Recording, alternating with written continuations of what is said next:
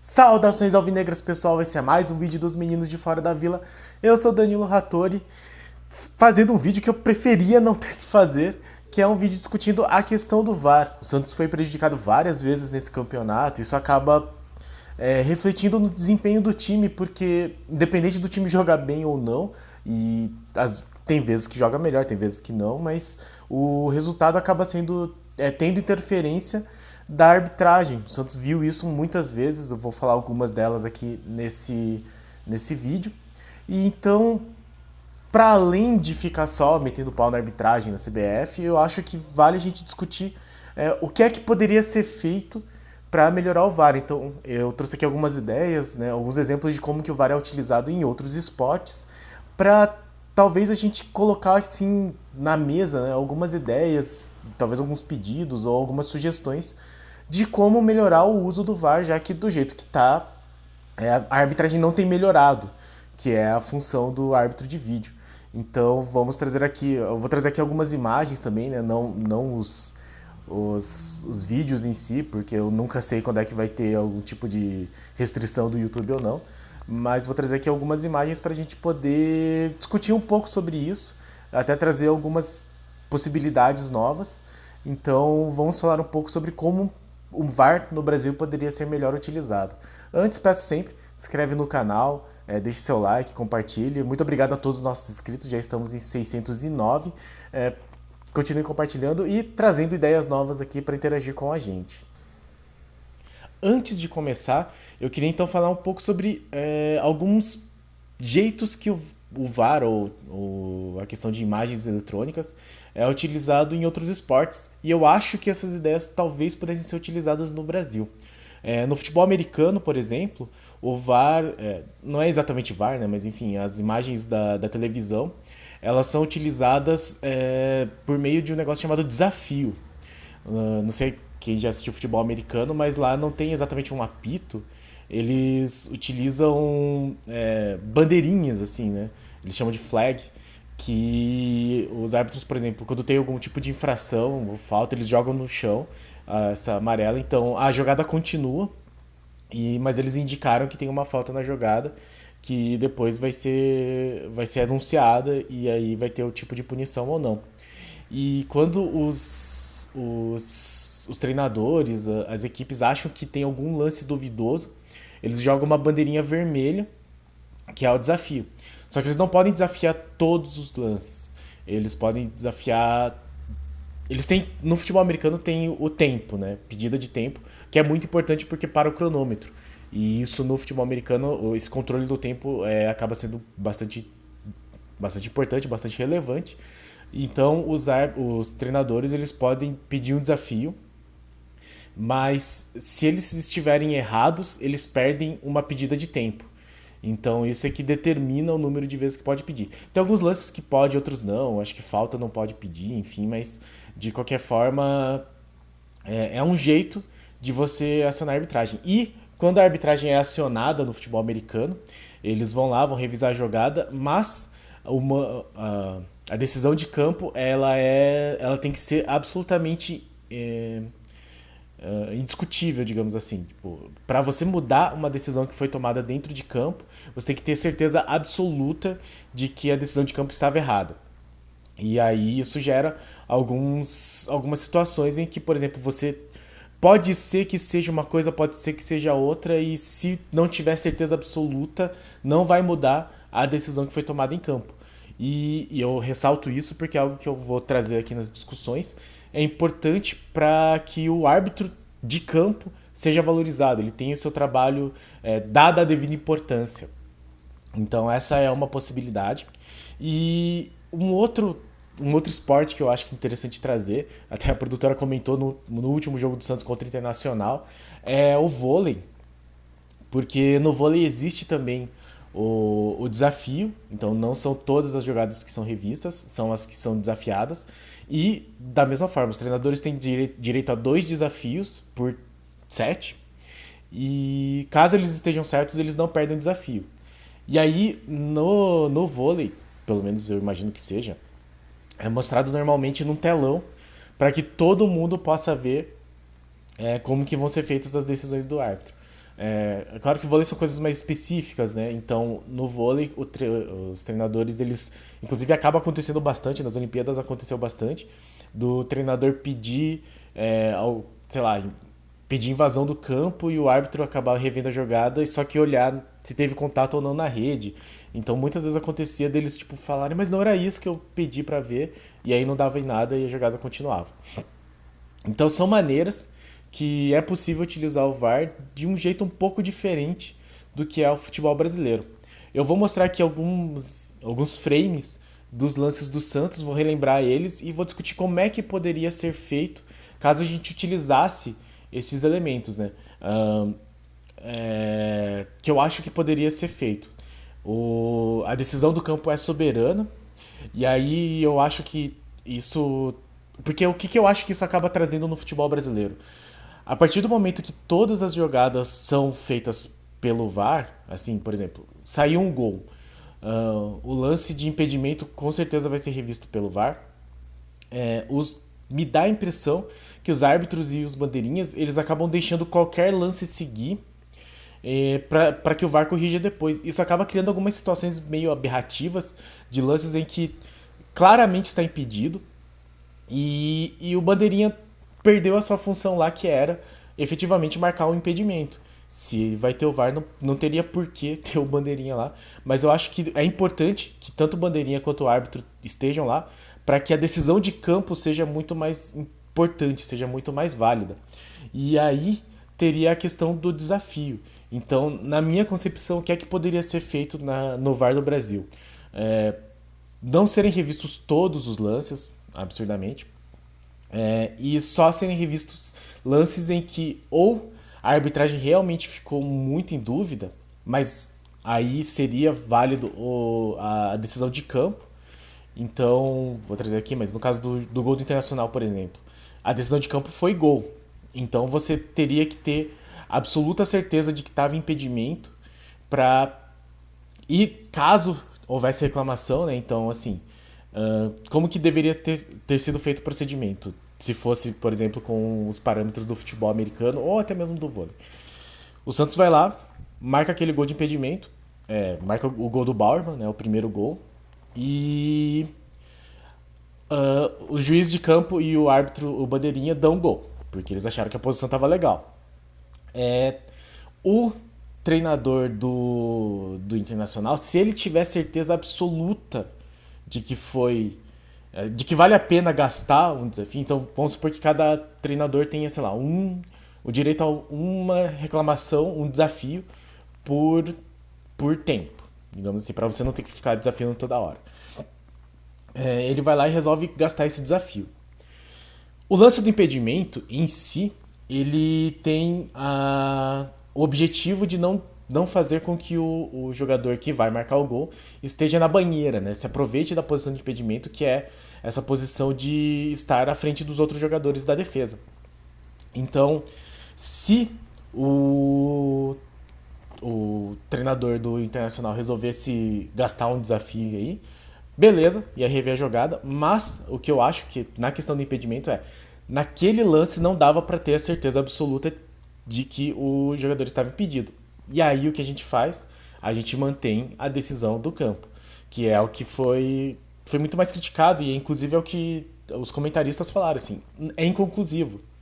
E aí um outro uso que eu acho que poderia ser feito do VAR com relação ao impedimento os bandeirinhas, principalmente, mas os árbitros, eles mantêm a decisão que tinha antes, né, a recomendação que existia antes, que na dúvida, deixa o lance seguir. Por que é que eu acho isso importante, esse na dúvida? Porque o bandeirinha ele tem que ser bom bastante para ele ter certeza de, pelo menos, quando o cara tá impedido. Ele tem que ser bom, porque teve lances, assim, na história do Santos, por exemplo, mas acontece com qualquer time, do cara dar um impedimento, isso antes do VAR, dar um impedimento e o jogador não tá impedido. Isso é um absurdo, isso daí pra mim é uma aberração, porque no mínimo ele tem que ter ele tem que ter a dúvida. Se o cara tá em posição legal, ele pode achar que tá impedido, mas ele não pode ter certeza que ele tá impedido. Então ele tem que estar pelo menos na dúvida. Então esse tipo de exigência faria com que, no mínimo, tivesse um valor de qualidade, assim, né? Um tipo de critério para que o cara se torne bandeirinha, que é, você tem que saber quando que você tá em dúvida, assim. Você não pode ter certeza que um cara que tá em posição legal está impedido. Então, assim, partindo desse princípio, você sempre joga que o bandeirinha vai marcar o impedimento quando ele tiver certeza que está impedido, mas quando ele tiver certeza, ele tem que marcar, porque vai ser importante que ele tenha a decisão do campo. E aí, beleza, ele está em dúvida, deixou o lance seguir, porque ele não tinha certeza. Se o VAR o lance foi gol, o VAR vai rever. Se o VAR for demorar, tipo, muito tempo, assim, porque o VAR no Brasil às vezes demora 3, 4, 5 minutos para achar milímetros do jogador na frente. Que nem esse lance do Bauerman, que demorou um tempão pra um lance inconclusivo marcar uma linha bizarra em que ele talvez estivesse à frente, talvez não. Se ele vai demorar, eu acho que podia dar assim, tipo, 30 segundos pro VAR. Marcou o gol, o VAR tem 30 segundos. Ele conseguiu ver claramente numa.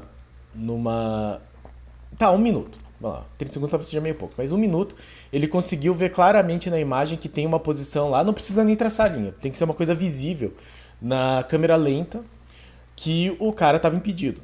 Se existe esse lance, beleza, anula o gol, em um minuto dá tempo não deu tempo nem de trazer a bola de volta no meio de campo direito. Se em um minuto ele não conseguiu concluir, é porque é um lance difícil, é um lance duvidoso. Se é duvidoso, vale o gol, vale a decisão de campo. Então eu acho que esse aqui deveria ser o parâmetro básico para o VAR do Brasil. Assim, essa é a minha sugestão. No caso de lances duvidosos, o time tem que fazer a reclamação, e aí você pode colocar 2 desafios, acho válido. Talvez perder uma substituição, não sei se não seria uma coisa meio duvidosa assim. E no caso do impedimento, a decisão de campo tem que prevalecer, a menos que você tenha certeza que ela esteja errada. Na verdade, eu acho que para tudo isso deveria valer, né? Você tem que ter a decisão do campo sendo soberana, a menos que ela seja absolutamente. Que tenha certeza absoluta de que ela está errada. E em casos que não seja, por exemplo, impedimento, que nem lances que foi falta, assim, só ser revisto mediante desafio. Assim, o árbitro de vídeo ele tem que ser provocado a rever esse lance. E eu acho que isso daí caberia, inclusive, em lances até de expulsão, a menos que o árbitro de vídeo, o árbitro de campo, ele tenha dúvida do lance. Que nem, por exemplo, foi o pênalti. O pênalti que virou a falta do Batistão. Aquele, pra mim, é um lance muito claro de que o árbitro poderia ter dado o pênalti. E aí ele fala com o VAR. VAR, checa aí se foi mesmo pênalti. Onde é que foi? O VAR ia falar, não foi fora da área, aí beleza.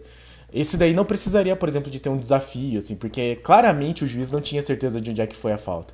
Então, os meus parâmetros pro VAR seriam esses. Decisão do campo soberana, a menos que ele tivesse.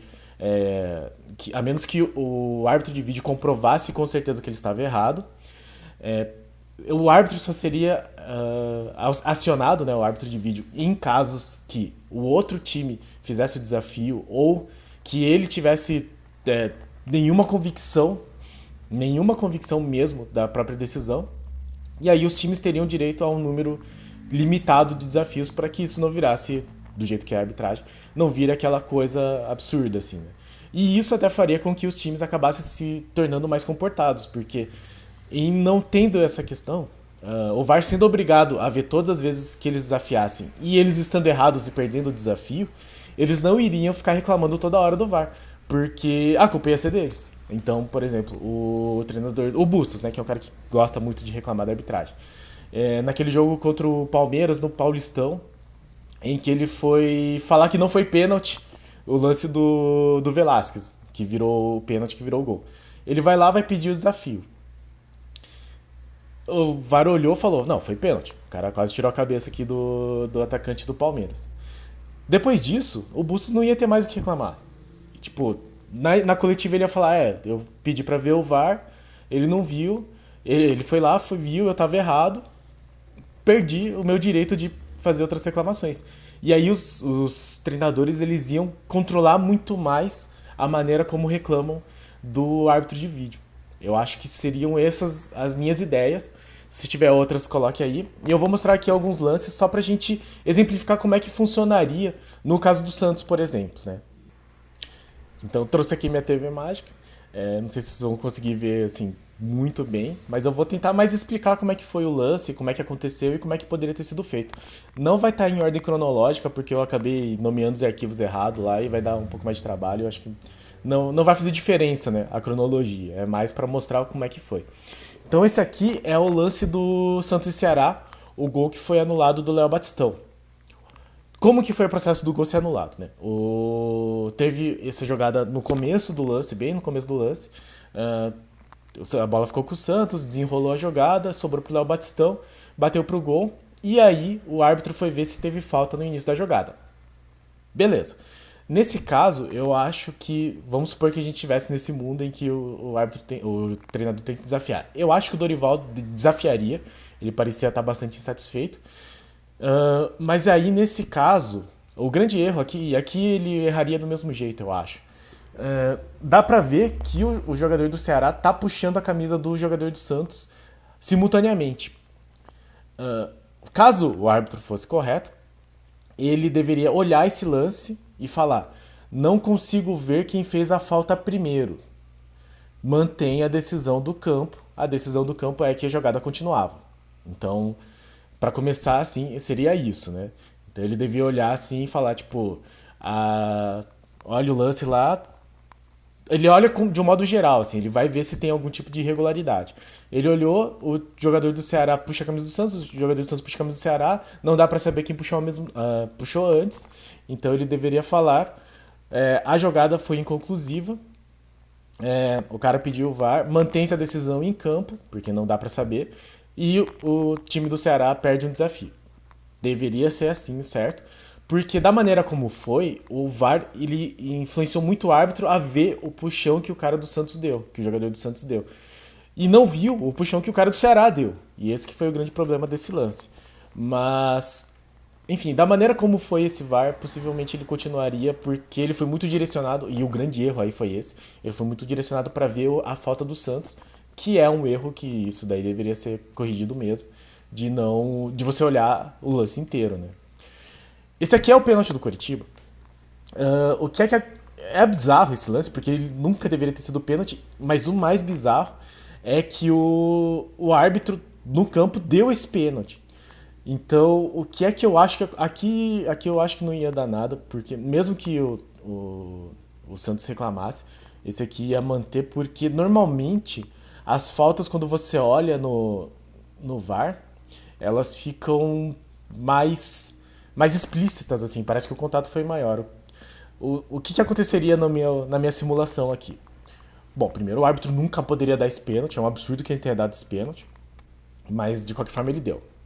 Tá, deu o pênalti, o Bustos com certeza ia reclamar e ia falar pra ele olhar no VAR, olhar lá no videozinho. O que talvez acontecesse é ele ver que esse pênalti foi ridículo, aí o árbitro de campo ver que esse pênalti foi ridículo, lembrar da cena, lembrar da sequência e voltar atrás na decisão. Eu acho que não aconteceria porque a decisão de cara dele foi dar esse pênalti, e se ele de cara deu esse pênalti, aí ele tem que reclamar, porque tem que reclamar com a CBF, porque a arbitragem é realmente muito ruim. Nesse caso eu acho que não adiantaria tanto, mas no mínimo ele iria rever o lance, né? Você teria mais uma chance, você daria pra ele mais uma chance de ver a cagada que ele fez, a besteira que ele fez, desculpe o palavreado. Mas nesse caso, não sei, né? A arbitragem o nível é ruim mesmo, né? Esse aqui é o pênalti do Angulo, né? No jogo contra o Fluminense, o primeiro jogo do Santos no Brasileiro, que é lembrado até hoje. E aconteceria a mesma coisa que contra o Coritiba. É que no caso não foi dado o pênalti e ele não foi ver o VAR. Então o Santos ia ver, falar. Se o Santos ainda tivesse o desafio, porque foi no último minuto e o Bustos, do jeito que é, possivelmente já teria perdido o desafio. Mas caso o Santos tivesse um desafio ainda, o Bustos poderia chegar e falar: rever esse lance, foi pênalti. E aí o árbitro de campo ele ia poder ver com mais atenção e chegar à conclusão que foi ou não. É que, de novo, a decisão de campo foi que não foi pênalti, mas talvez ele conseguisse ver que teve o contato do cara do Fluminense, então deveria ter sido pênalti. É porque como o VAR já olhou e falou assim, foi na bola, houve toque na bola antes, meio que invalidaria isso, mas se tivesse essa questão do é necessário ter o apelo do, do treinador para que o VAR seja acionado, eles não iam ter uma predisposição, né, uma opinião anterior, e o árbitro de campo poderia ver, e aí talvez ele conseguisse ver que teve contato, porque ele tem também a memória da visão do campo, e isso faz diferença, principalmente em questões de falta, porque você começa a ver, você lembra do lance mais de perto, assim, né? Eu acho que o árbitro ele tem esse valor de conseguir julgar na hora se é falta ou não. E neste cenário em que ele deveria ser acionado, acho que inclusive exigiria muito mais critério da parte dos árbitros de campo. Esse aqui é o lance contra o Palmeiras. Não sei se vai dar pra ver direito, mas o importante desse lance é: o árbitro tá aqui, ele tá olhando o lance e ele vai ver o lance que o Batistão comete a falta, ele empurra o cara do Palmeiras. Mas o que eu quero dizer de importante aqui é: o árbitro não deu essa falta e olhando assim o jogo normalmente, não dá a impressão que foi falta mesmo. O movimento do Batistão não parece ser um motivador pro cara cair. Existe a possibilidade do árbitro, e aí é o que me incomoda também, né? Que é você tirar a responsabilidade do árbitro. Então existe a possibilidade do árbitro ter deixado passar por causa do VAR. Mas assim, supondo que ele tenha visto o lance normal, ele estava relativamente próximo, e ele achou que foi um contato de jogo e que o cara do Palmeiras tendia à queda e caiu. Que é possível, porque ele deu continuidade no lance. O lance ia continuar, ia ser o gol do Marcos Leonardo. E os caras do Palmeiras, se você notar, se você olhar o replay, eles não reclamam da falta. O cara que se jogou, ele até reclama, mas como o lance continuou, ele segue, assim, ele não fica indignado. E aí os jogadores do Palmeiras reclamam de impedimento. O que é que eu acho que ia acontecer nesse lance? Os jogadores se houvesse, assim, se eles quisessem gastar o desafio, é porque eu acho que daí eles nem gastariam. Porque o toque foi do cara do Palmeiras. Mas supondo, assim, que eles resolvessem, foi impedimento, tava impedido, vou gastar o desafio. O árbitro, ele só ia ver a questão do impedimento. E não ia estar. E esse gol ia valer. Porque olhando em velocidade normal, não dá a impressão de que foi falta do Léo Batistão. E os caras do Palmeiras não reclamam disso. Então o Palmeiras não ia desafiar isso. E o gol ia valer. E essa é a grande questão do árbitro de vídeo ser acionado. Ele acaba fazendo com que os lances sejam mais fluidos, né? Então o árbitro ele se obriga a ser muito mais criterioso. Então o árbitro ia ficar prestando atenção nesse lance. E se ele não achasse que foi falta, a decisão dele vale. E aí segue o lance. E se o cara do Palmeiras não falasse assim, tipo, foi falta no começo da jogada, e aí o árbitro fosse rever, e aí possivelmente ele ia dar falta porque é isso, né? Tem o lance do. O Batistão realmente tá com as mãos em cima das costas do cara, só que na câmera lenta é isso. Fica muito nítido que o Batistão empurrou. Na velocidade normal não fica tão nítido isso, e aí, como eu disse, a câmera lenta aumenta a sensação de toque, a sensação de falta. Então, nesse caso, o árbitro possivelmente esse gol valeria nesse ambiente que eu tô falando. E depois, talvez o Palmeiras reclamasse, mas daí ele ia ter que responder assim, tipo, ele não ia poder reclamar se ele não tivesse feito o desafio para falta. E essa é o importante desse cenário. A responsabilidade de você reclamar de alguma coisa vem do treinador. Se o treinador não fez a reclamação, é porque não era nítido. Então ele não pode jogar nas costas da arbitragem depois. Então o árbitro de campo e os bandeiras eles ganham essa importância, eles são exigidos enquanto árbitros, né, enquanto autoridade, mas os erros, se eles não forem realmente crassos, ou se eles não forem visíveis pro treinador, eles vão passar batido. porque daí vale a decisão do campo. Eles deixam de ser erros para serem decisões de campo subjetivas. Então, nesse sentido, eu acho que melhoraria bastante. Acho que é o último lance aqui que eu tenho. Ah, não, eu tenho mais dois, né? Tem o do São Paulo e tem o do Inter. Esse aqui é o lance do pênalti. O lance do lateral, e aí, esse caso especificamente ia ser complicado, porque o grande problema desse jogo foi que o Bandeira deu uma coisa e o árbitro deu outra. E isso daí eu acho que não tinha como resolver, isso daí é um troço absurdo mesmo, tipo, não tinha como. Se o Santos reclamasse de que o lateral foi dele, eu acho que eles não teriam uma imagem conclusiva para dizer que o lateral foi do Santos. Mas digamos que o Santos, que a gente tem dois desafios por tempo, o Santos desafia nesse lance, não dá em nada, é pênalti, segue, gol dos caras. Teria pelo menos esse desafio aqui, que é o Madison sendo puxado pelo cara do São Paulo. Que o Santos reclamou pênalti e o juiz não foi ver o VAR. O VAR deu negócio normal, lance normal. O que poderia acontecer aqui, e eu não acho que ele daria pênalti, porque eu nem acho que foi tão pênalti assim mesmo. Mas o Santos, o treinador, o Bustos, né? Ele.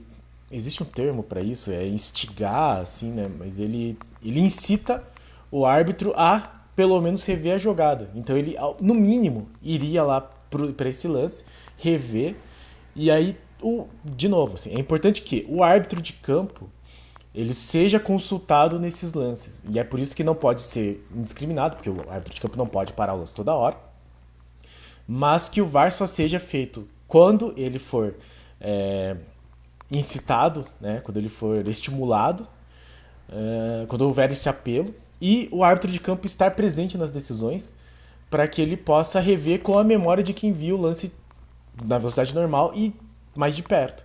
Então talvez ele revisse esse lance, talvez desse pênalti. Eu acho que não daria. De verdade, eu acho que esse é um lance que ele não daria pênalti. Mas como eu disse, né, quando você revê o lance na câmera lenta, ele se torna mais assintoso.